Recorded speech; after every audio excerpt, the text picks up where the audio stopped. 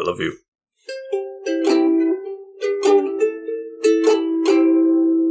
Heyo, and welcome back, Couch Potatoes. I am the Green Traveler from Gorsh. I am the Faceless Leon, and I live on an island, and I like to fish, and I also like to suntan. Yeah. I like that. Well, actually, so Gorshans don't tan well. Green skin. Why I vacation in Bahamas, which is another set of islands. Oh, okay. Yeah. Yeah. I go to Manhattan, or to New England, that area. Well, that's where I live. Oh, good. Yeah. Even if I so I'll go there, more you like go on vacation. Cajun, I don't know. I'll stay at your house. Trying to do like a, I don't know. Don't people from deep New Hampshire sound like this? They don't. Don't think so. I think you're getting a little close to the Maine area. Yep. Yep. Yep. I don't know. Either. I've never watched things. I've listened to so many. I feel like New England accents are like one of the hardest to do. Like I've never even tried to do accents. I'm not good at accents, but like New England's really fucking difficult. I feel like Boston and New York, most people can pull. Wicked. Yeah, like I can get close to Boston and New York, I feel, but it's still really hard for me to go there. Right. Like to get, because you have to bring energy to that one, and I just don't have energy to do it. What are you, a knock? That's one of my favorite. Is that a shit on the floor? I can't do it. I can't do an accent on the spot. Is that a shit? Is that a shit? Oh, Ted. I'll never understand it.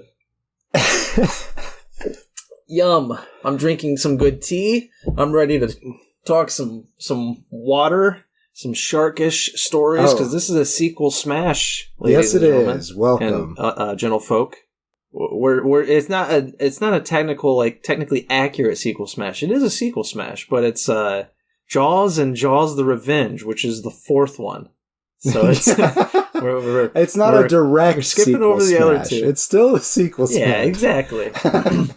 Sure. Yeah. It is technically a direct sequel smash because it's the same shark, everybody. How? It doesn't even look as big as the other shark.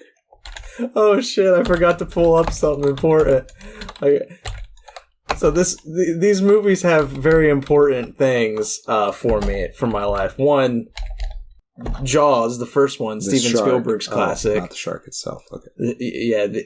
The Bruce, the shark. But that was one of those that I watched as a kid and was absolutely blown away with. You know, it was Steven Spielberg. Spielberg. That's what his friends call him. But he was very lucrative for a young child growing up. You know, one who was very interested in films and probably making films even, because his films they had especially his 80s and 90s films, or I guess late 70s films. They just had a weird magic to them. Yeah. And Jaws was one of those that I watched as a kid and was like, it was just horror enough to make me very excited for to be interested in towing further into the horror genre. But it was also just a blockbuster. And I've said it many times on the show, I'm a blockbuster bitch. This is the beginning of blockbusters. The mother of all blockbusters, yes. Yeah. For 100%. And I do have to, just going back to the talent of Spielberg. Spielberg. Now, I feel like you say it's some sort of magic, and I just want to clarify that it is literal magic. See, I don't know if you know about this, but if you go to a crossroads, occasionally you can come upon a traveler there, and he'll do deals with you. It's pretty great. It's pretty well known, though. Nice. I don't know if you do this. I didn't. Yeah. Boo.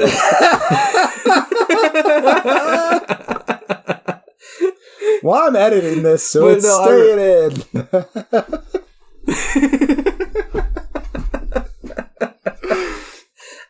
But no, Steven Spielberg, I don't know. I really I watched Jaws around the time I watched Indiana Jones. Right. Probably around the time I watched Star Wars as well. I know that's not Spielberg, but it's Spielberg adjacent. This was one of those magical films because it's so simple. The plot is literally there's a young new sheriff to town. What's the town called? It's not Amityville, right? What is Amity. I think it's Amity Island. Yeah, maybe. Town of Amity Island. And young Sheriff Brody, whose name I always forget as an actor, Roy Scheider. Roy Scheider. Scheider.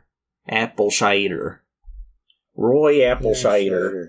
He's the new sheriff. Yeah, I bet he got that in school. Apple Scheider. Yeah, kids were vicious back in the 50s, man. They called me Apple Scheider.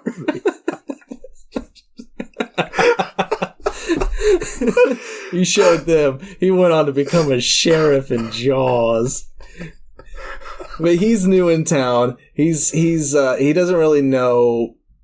I mean, he knows the people. He's fitting in well. He's getting accustomed to the world. But when a young woman gets absolutely mutilated by a new shark out in the waters, a great white, he's like, we gotta close the beach. We, if there's a shark out there, we gotta make sure we kill this shark before the waters are safe again, because for some reason it's up in the shallow areas where people are just swimming normally. So he's like, that's just a logical thing. We'll do that. So he makes a logical decision.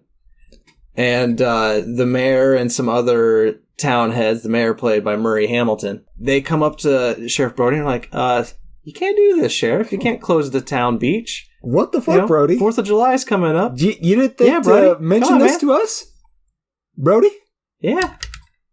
And they're in New England area that is, the very important, their beaches, especially in the summer, especially on July 4th. That's where most of the town makes its money. Yeah, they don't make money over the winter unless they're fishermen. Yeah, exactly.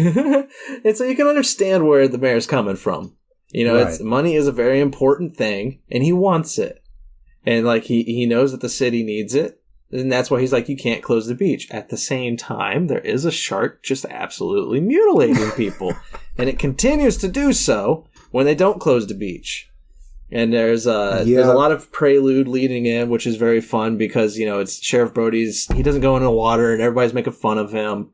And I wanted to bring up that in Jaws you get the fun line, that's some bad hat, Harry. What is it? An elderly man with a funny swimming cap comes up and he's making fun of Sheriff Brody. He's like, "You're a coward. You won't go into the beach. Haha, you suck." And Sheriff Brody's just like, "Let me poke you with my stick, sonny." Sheriff Brody's just looks at him and he goes, "That's some bad hat, Harry," and he gets up and just walks around him. And this guy looks so bewildered. He's like, "Oh, what?" And then mark my hat. And then his wife, played by Lorraine Gary, who is in the sequel. She's the kind of the protagonist, I guess. Her name's she's Ellen. in 1, 2, and 4. I don't think she's in the third one. She is in the second one. I think so. I haven't seen any. I've seen this movie before, but I will say that I saw Indiana Jones and all those great other films long before this. Probably because my parents thought I would think it was too scary. There's a lot of blood. There's a lot of blood and, shark eating people. And those animals exist. There's one shot of a chopped off leg, like a bitten off leg. There's one shot of that fall into the ocean floor. Yeah. And it was probably too much for a young green traveler. I do remember being very terrified by that scene. Well, I watched it as a younger adult and still was like, it took me a minute to get into the film, but after it was done, I will say, I was like, well, no wonder this is, always talked about. It's freaking great. The effects are amazing. Like the shark of indeterminate size is great. Right? It adds, especially to the when you mystery. find out that it's just like a robot. Yeah, well, I mean, it's not a robot, but like it's a mechanism that they had that like, it kept breaking down constantly. Like what they had to go through for this whole shoot just to get everything to work right is just hilarious. But I did want to say that some bad hat Harry. I love that line because it's just so random. It's just a throwaway line, that some bad hat Harry, and then Bryan Singer, creep that he is, took it and ran with it and made it his production company. So like if you watched House like I did regularly as a kid, the TV show House with Hugh Laurie, you heard that a lot, where it's just that's some bad hat Harry. It's just every single episode ended with that, and I'm just like, was it Roy why did you Scheider? Who? It's not. Roy Scheider. Who said that? Scheider. Yeah, not Schreider. Apple Scheider. Apple Scheider. Yeah, he said that line, and for some reason, Bryan Singer was just like, I am gonna run with this because that's just who Bryan Singer is. So, let's talk more about what else happens in the movie. So, before more people die, this guy, played by Robert Shaw, Quint, he offers to hunt down the shark. That's what he does, is hunt sharks and shells. Yeah. He sells the she cells by the seashore. But he takes their jaws and he sells them as souvenirs. And he also got everybody's attention by scratching his nails down a chalkboard. Like an ass. Greatest character introduction in a movie. So he offers to do that, and the town does not take him up on it right away. Right. But Brody gets somebody in from the oceanographer community, a scientist named Hooper, played by Richard Dreyfuss. Yeah. Yay! Who's personally my favorite character. It's a tie between him and Quint, if I have to say. And it's really about those three guys. Once those three guys get on the boat, that's the movie. That's what it's about. And it does take like an hour to get to that point because they're setting everything up. They're quarreling with the mayor and everything. People are dying because they're in the water. And it's not like, it takes a while. And then it takes... It's not like it's bad. It's just the differences between the acts is just very distinct. And once you get into that third act, it's like, wow. And, it would be interesting if that was the whole movie. If you had another hour of these guys, because their relationship, even in the time that we get with them, the arc of their relationship is pretty great. I really just enjoy their chemistry. Yeah, the scene at night where they're comparing scars, that's just, that's classic. That's an iconic scene right there. Yeah. And that's, I had mentioned, and it might have spoiled Nope a bit for you and for others. I didn't think of it as a spoiler, but now that I realize, it's kind of is. But like I mentioned going in that, Close Encounters of the Third Kind, while it did influence Nope, Nope was far more influenced by Jaws. And when I was saying it, I was hoping you guys would see it as it's a blockbuster film. Like it's inspired by Jaws and the fact that it's a blockbuster. In reality, it's about a predator. Right. And, how you handle a predator. That was that's the fun thing about Jaws is you have that scene where they're on the boat and then they just randomly start singing. Yeah.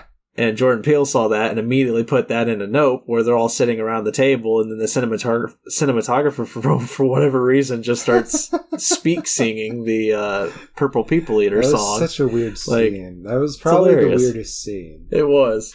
But it super made sense. I feel like it was just a shout out. It totally fit the whole mood of that film. So here we are a week or so later still talking about Nope. I love it, man. It was really good.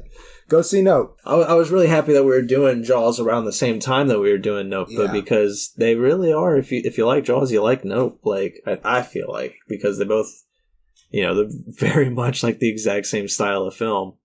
But you're totally right. Once those three get on the boat, that's when the movie takes off. That's when I'm more gripped. Right. I mean, I love the first two acts, but like, it really is that final part where I'm just like, hell yeah, this is it. This is the fun part. This is where we start hunting the shark. And it also kind of makes no sense too, because it's like earlier in the film they sent out a bunch of fishermen to find this shark. Some of them got killed by the shark, despite being dissuaded. Yeah. The sheriff was not about it, but the town put a bounty on the shark. Right, and yeah, they all ran out there. And the shark was still killing people. That was the thing. Yeah. But once those three, once Brody, Quentin, Hooper are all on that boat out at sea, that shark doesn't give a fuck about Amity Island. Yeah. It just cares about them. So I'm just like, man, if you guys had just done this a week ago, everything would have been fine. Just send out the sheriff. It's that Brody blood, man. I'm telling you. It wants I know, for whatever reason, it wants the Brodies. It really does. And that's who it wants. Also, fun fact, if you have seen Jaws and you really liked Hooper, played by Richard Dreyfuss, he was basically just playing Steven Spielberg. Like, that's really? Just Steven Spielberg is just Hooper. Mm-hmm. Yeah. I love, the Richard Dreyfuss behind the back fit. That is just that bit of his. I just fucking love that. Every time he does it gets me up. Yeah, he's good in this movie. They're all good, but I think Hooper is my favorite. And Quint, Robert Shaw's acting is phenomenal. Like, I really love Robert Shaw in this. But I don't know. It's Richard Dreyfuss. He's the reason I keep coming back to this movie so many times, because I agree with you. He just makes me laugh. He's so funny in this. Yeah, especially in relation to Quint. They just play off of each other so well. Yeah. But I will say Quint has the best monologue. He does. He does indeed. Indianapolis monologue is so good. If you don't know what I'm talking about, I'm going to save it for you for the movie, because that alone is worth it. But the whole movie's worth it. It's a good movie. There's a reason why it's... Oh, yeah, definitely. There is a reason why on Cinema Day, that was just this past weekend, it made over $3 million at the box office. Right. And when it was... And that's great, man. So its original box office was $470 million. Damn. Yeah, which is a lot. And that's worldwide. But on Cinema Day, it made $3 million more. And this is a movie... Back in the 70s, too. Yeah, that's back in the 70s. This is a movie that... it was back in the 70s. I was going to say how old it was, but then you said back in the 70s. It's like when it first opened, that first weekend, the reason it's called a blockbuster is because it set so many records and everything. Yeah. But that first weekend, it made $7 million. That's crazy for back in the 70s. And as you said, $3 million nowadays too. It's they almost halved their original opening day, which there's a reason. As you said, it's a fucking phenomenal movie. I give it 4 fucking stars. I love it. I don't know. It's so much good tension, but the only issue I have, and it's not an issue, because as we've both said, that third act is the best. That's when the movie really takes off. But before that third act, you set up so many different characters, this whole town really. Yeah. And then by the third act, they're gone. You don't even see them again. That is true. It is just 3 men at sea with a shark. Yeah, and it's just you could go home and forget about the first half of the movie. That if there's a flaw, that's the only thing. But it still is very, very good. You as the audience member are like, when are these townspeople going to put the lives of themselves above this, this economic tradition they have? There's more important things. And it did really kind of, when we watched it this time, remind me of the pandemic a little bit. Unfortunately. Right. But at the same time, again, the economy might, suffer in this movie because they don't have the beaches. But in this small town at that time, as they mention, if the economy suffers, people also die. Yeah. Because then you have like so many other issues like energy, like blackouts, that kind of stuff, and then people don't have heat for the winter, and then they die. Like that's what the mayor is saying, is like they need this money to keep the town active and alive for the winter. Otherwise, the people would leave. So it's like so it's like you're really weighing. Yeah, it's like you're weighing 10 dead people versus a whole town collapsing and a lot of other people dying. Like. It definitely comes across as a snobbish decision. Like, it definitely comes across as, like, the mayor just being like, no, we can't close businesses. Right. Come on now. But to counter your argument a little bit, if they would have just taken care of it, then nobody would have been killed by a shark besides the one person that they found out about it. And they would have hunted down the shark, taken care of it, and then the beaches would be open. But now, Amity is Shark Town. That's what it is. And Brody warned him about that. That's exactly what Brody warned him about that. Yeah. But that's exactly what they did. They did close. They did send out people to hunt the shark. They killed a shark. But I think that was after the second sighting.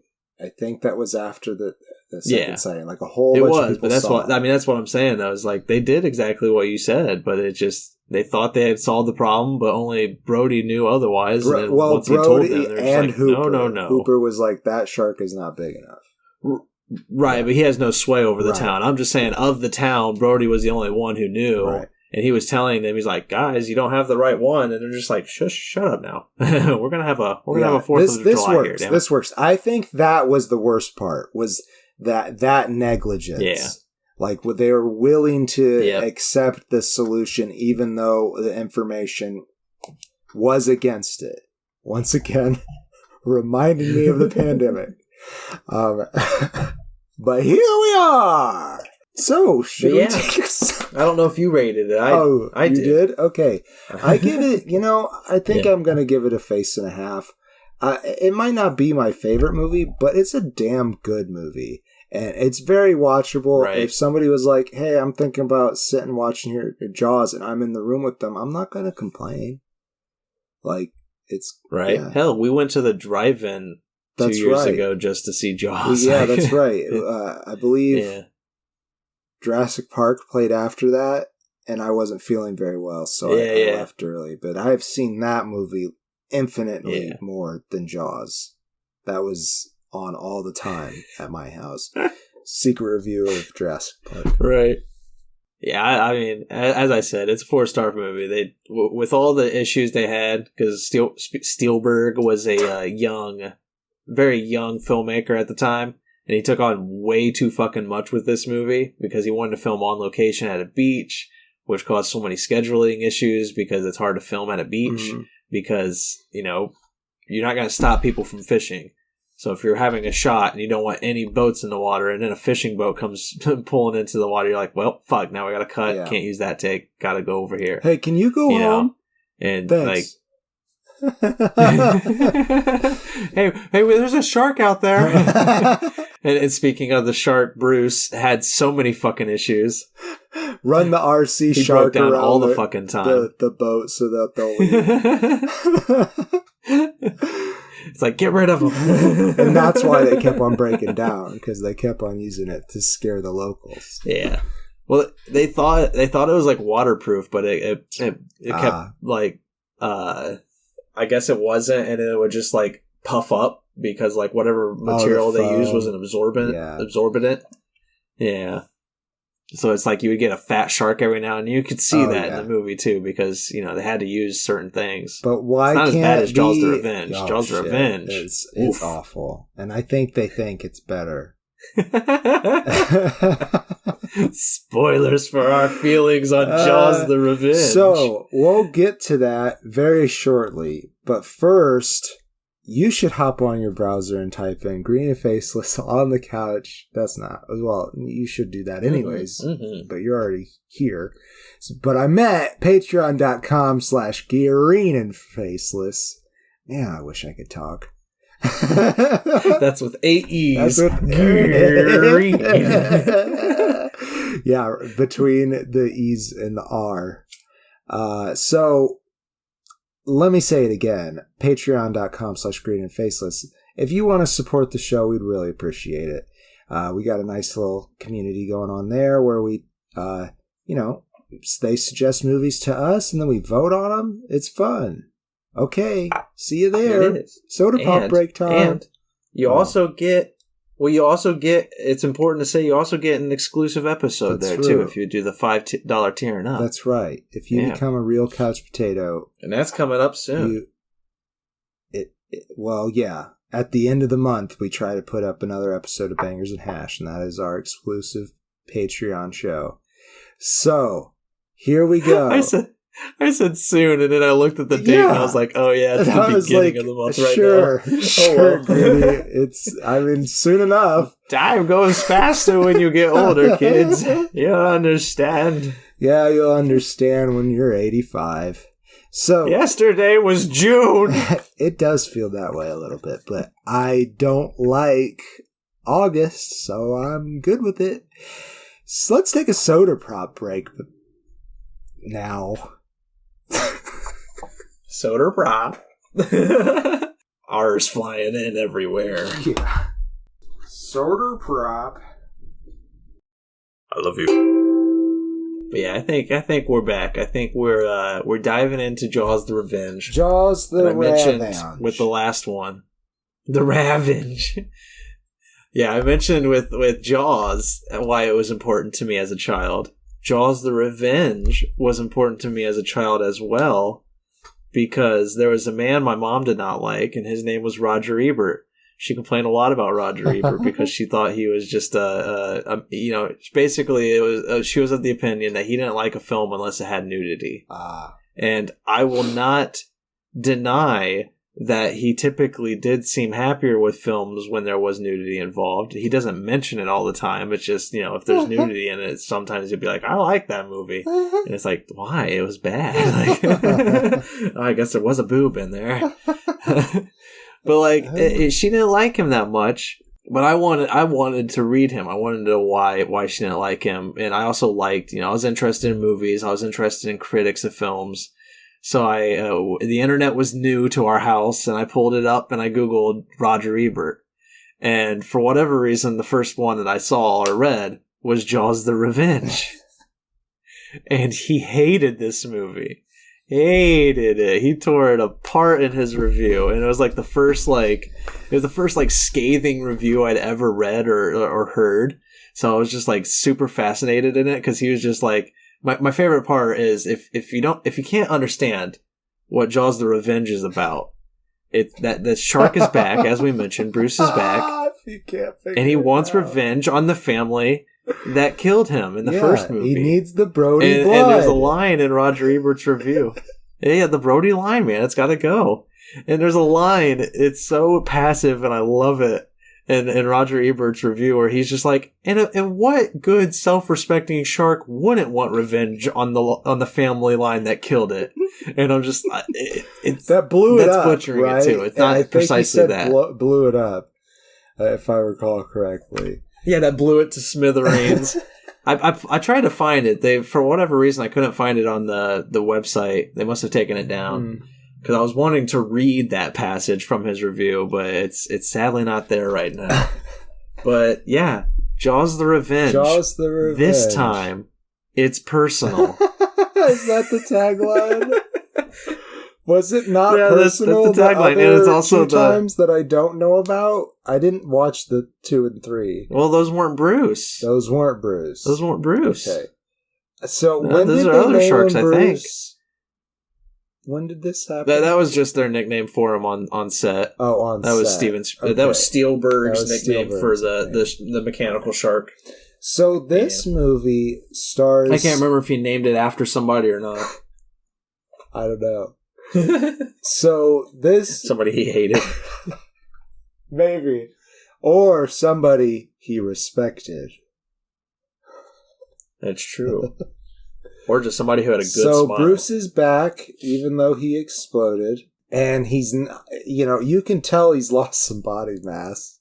So, there's that. He's something's off of him. And for some reason when he wiggles, you can see the mechanism within him moving too.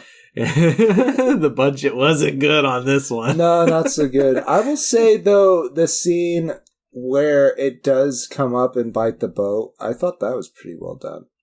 How about the scene where it lampoons itself or harpoons itself onto the fucking mast or whatever the front pointy bit of the ship is? The prow? The brig? I don't know. I think it's the prow. The prow. I've read Moby Dick. I should know this. It's a lot to know, dude. I love how this movie ends. I mean, like, okay, we both kind of tried to summarize the first one, and we'll try to do the same here. It was all over the place. We reviewed that movie, and we're going to review this one. So this one stars Psychic Supreme Ellen Brody, once again played by Lorraine Gary. She and her sons, who live in two different islands, Amity and in the Bahamas, being Michael and Sean. Not respectively. Reverse that. Sean lives at Amity with his mom still. And he is a deputy. He's following in his father's footsteps. His dad's picture is up at the sheriff's office. He's the same secretary still works there, whoever her name is. I think it's Mrs. Kintner. But the dad sadly has passed. Yeah, he had a heart attack somewhere in 2 or 3. I don't know. I haven't seen him, so I just don't know. Was he in those movies? Yeah, I don't know. I think he was in 2, maybe. Okay. Well, anyways. I don't think he was in 3. He might have been. So I don't remember. Greg, over there, he said we're going to do Jaws and this movie because these are the only 2 good ones, and it wouldn't be fair to compare it to Jaws 2. This is not a good That is not what I said. It was something that is like not that. what I said. You just said, okay. I said if we do a sequel, 2 and 3 work better together because 1 and 4 are hilariously paired well. Because it's a direct, because it's Bruce. Yeah. He's fucking back and unspeakably. Yeah. And this movie is just fucking awful. And it's so awful that it's great. Yes, I do agree that there is some enjoyability to watching this movie, but it is... The shark can float. The shark can roar. The shark can basically fly even. Like, it has a good jumping point. It's got some vertical, man. Like, it's pretty good.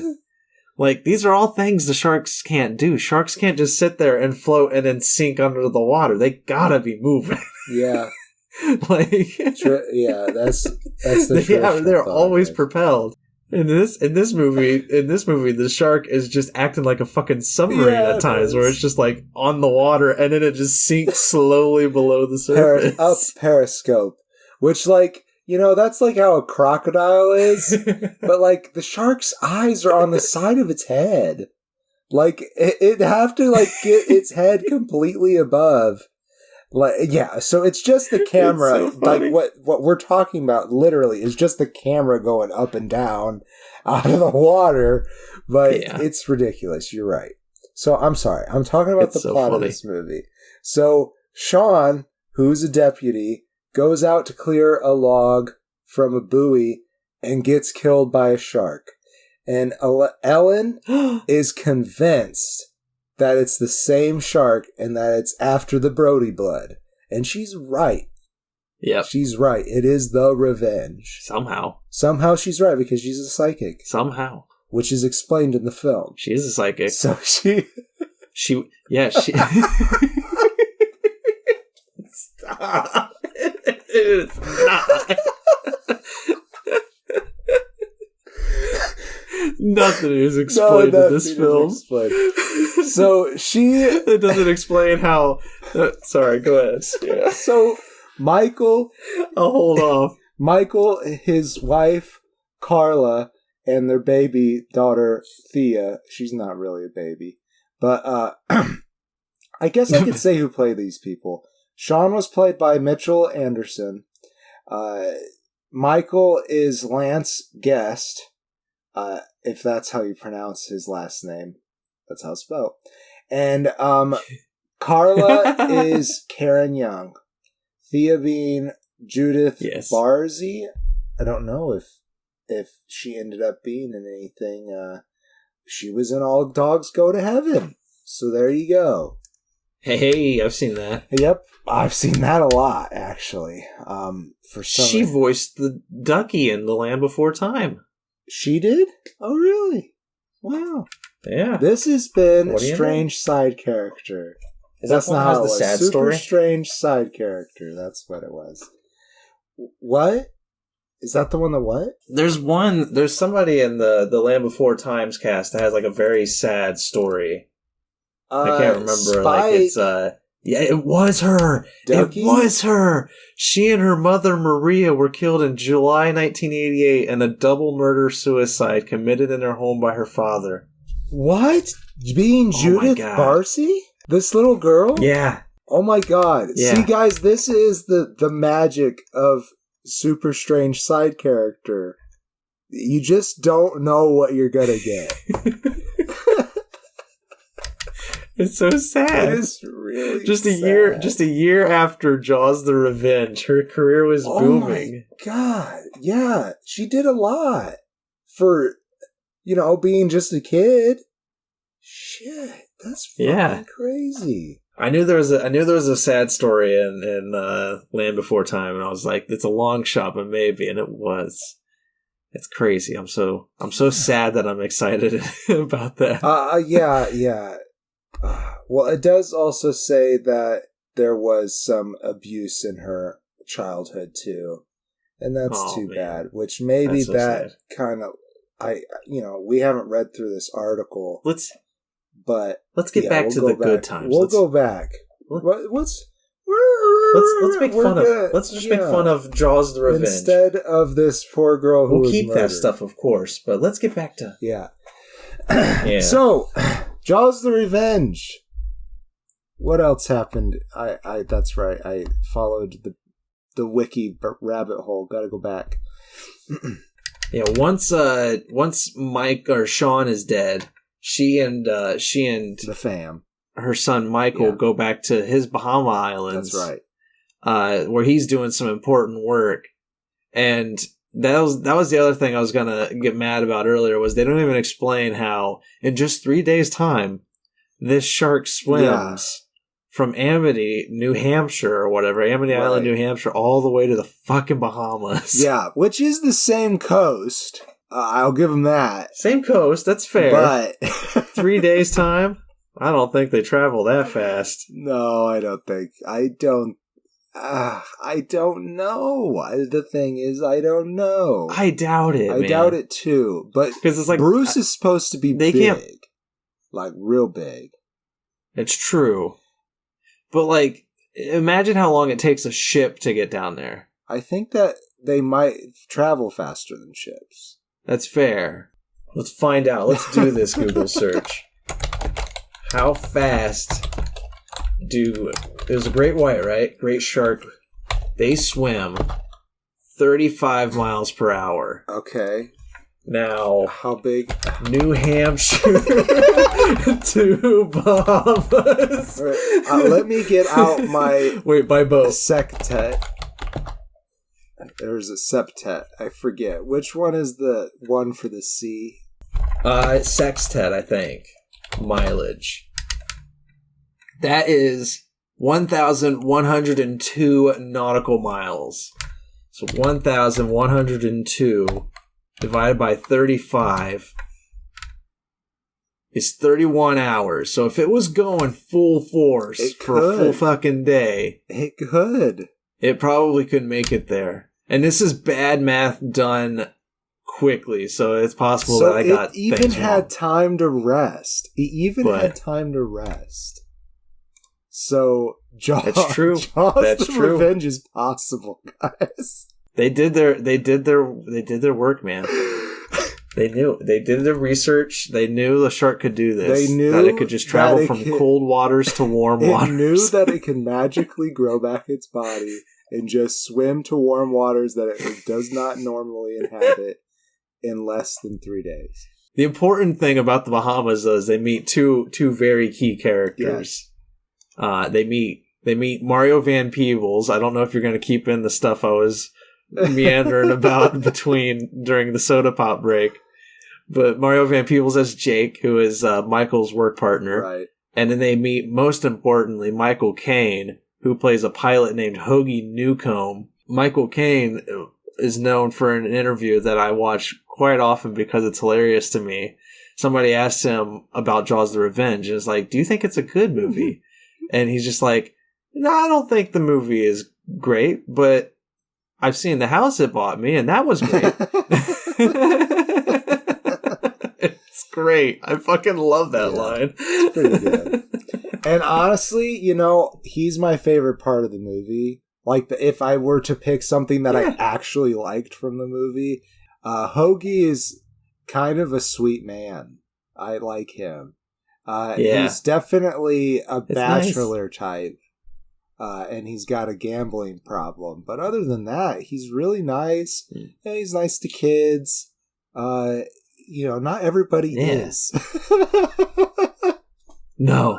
And Michael Caine was just coming off of an Oscar, I think. I think he won an Oscar just before this movie. So it's kind of funny that he went from Oscar to this real quick. He's like, I just need something to throw away real fast. But also, like, he has a romantic role opposite Lorraine Gary. They're about the same age. Like, they're similar aged at least. So, like, that's nice to, like, he's often paired with either far younger or far older women. So I remember him saying that he enjoyed having a romance with someone of his age for once. And I was like, that's nice. And they were honestly really cute together. Yeah. That's like the part I enjoyed. If they took out the shark, if they had just made it a romance. They made it just a romance. Like, the B story had more juice than the A story. It's no joke. It's true. But for whatever reason, occasionally Lorraine Gary, Ellen Brody gets like into a panic mode where she'll have flashbacks that she to scenes that she was not at in the first movie. I love it, man. Oh, like she also sees Sean's death too, which she was not at. Yeah, that's right. Yeah. Oh my god. It's good, man. It's so stupid. Oh, and Jake is a lot of fun. He's like the comedic relief, Mario Van Peebles. Is he? He's playing Jamaican? Or an Islander? I don't think so. Anyways? I don't think he is either. I don't think he. I think he's from New York. Well, that doesn't. Let's find out. He doesn't have an accent. Mario Van Peebles. A lot of people in New York have accents. Okay, I was wrong. He is not from New York, but he was born in Mexico City, Mexico. Oh, okay.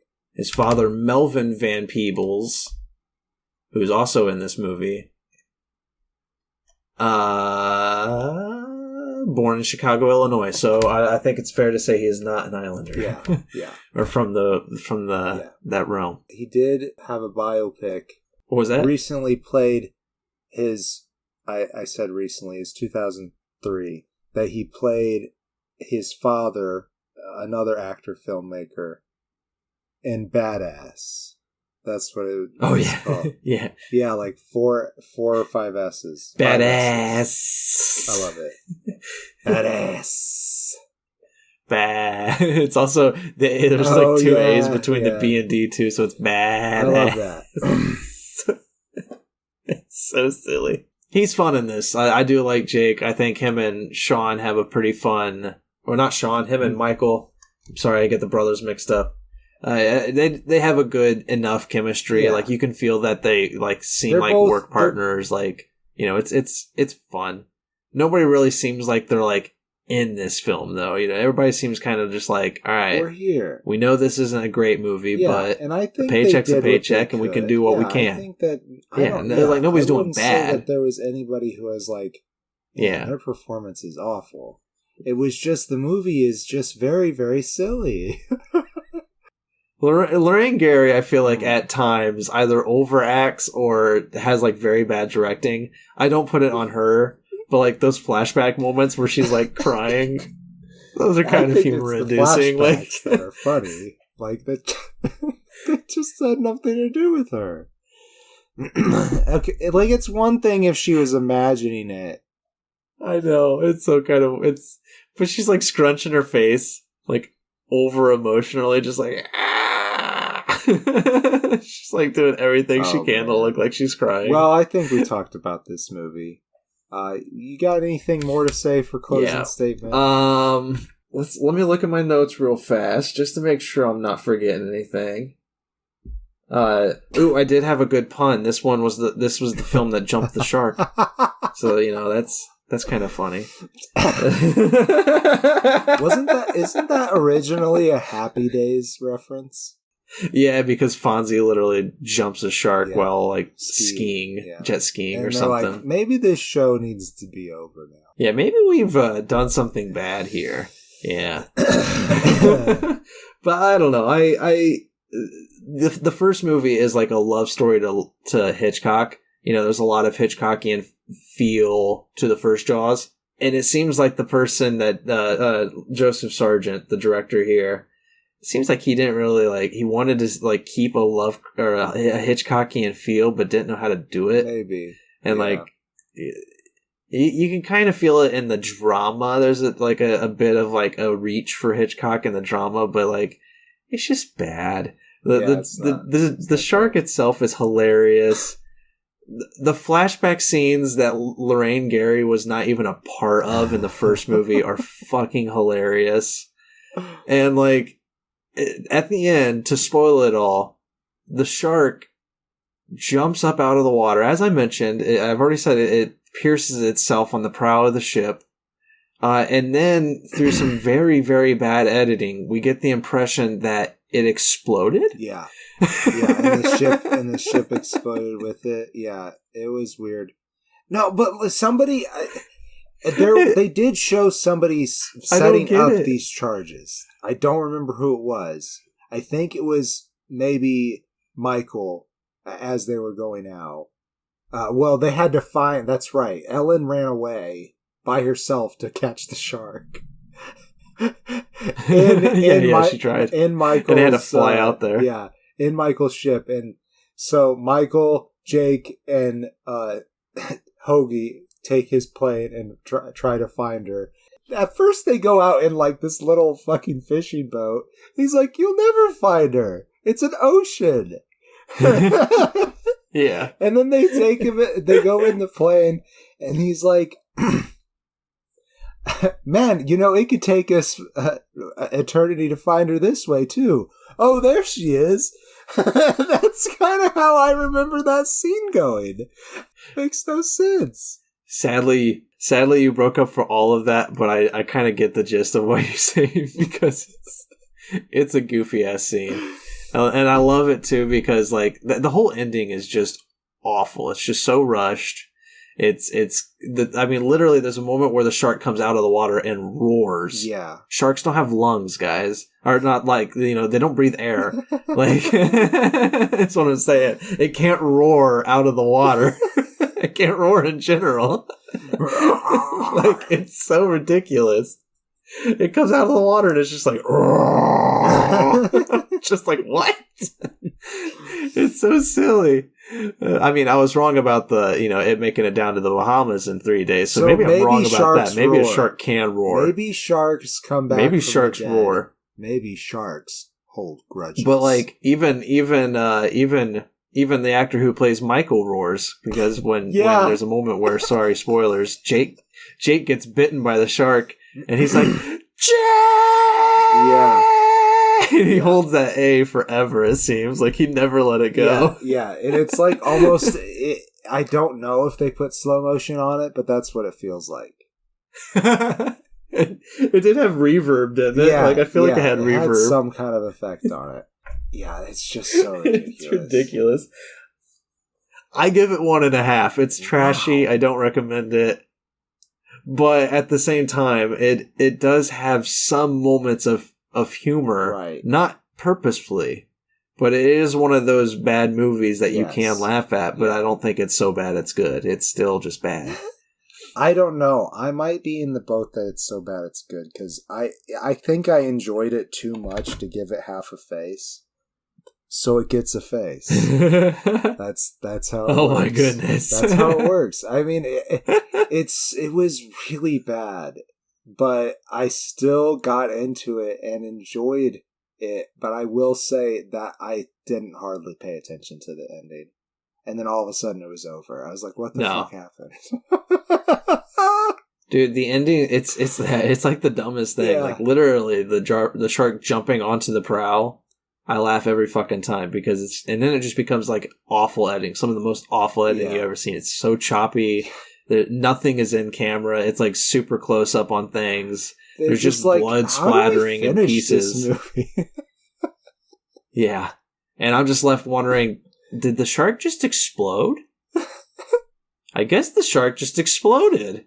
And then Jake comes back up out of the water because they can't kill anybody. And Jake's just like, I'm alive, guys. Nobody died in this movie. I mean, obviously, Sean did. Nobody. Sean did right at the beginning. Oh, yeah. Sorry, Sean. And then some people... Yelling help, too. One woman dies, but I think it was aiming for Thea because it's got to have the Brody blood. Oh, that's right. That's right. Yeah.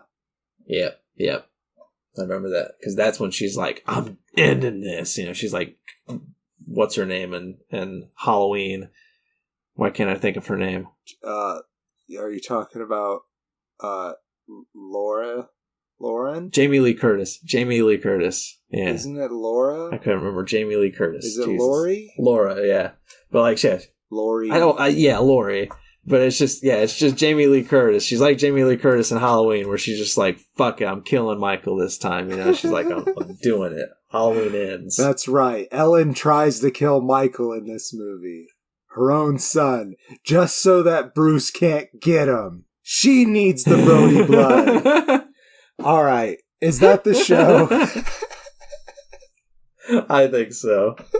I hope you've enjoyed this one, guys. We're a little loopy. It's been a tough time getting this one coming. That's right. Scheduling conflicts, ailing issues. Yes, we've both been at the grindstone. It's been hectic. We have. So yeah, we're sorry we're getting this to you a little late, but 100. Yeah, 100. Yeah. But yeah, thanks for listening. Love you all. I am the Green Traveler from Gorsh, and I am the Faceless Leon. Safe travels, and good night. That one sounded not so sure. Green and Faceless on the Couch is a proud production of FictionWorks 19. Are you a fan of the show? Feel free to contact us at greenandfacelessfans@gmail.com or visit our Patreon page at patreon.com/greenandfaceless. Don't forget to comment, like, and subscribe, or rate us on Apple Podcasts. Thank you so much for listening.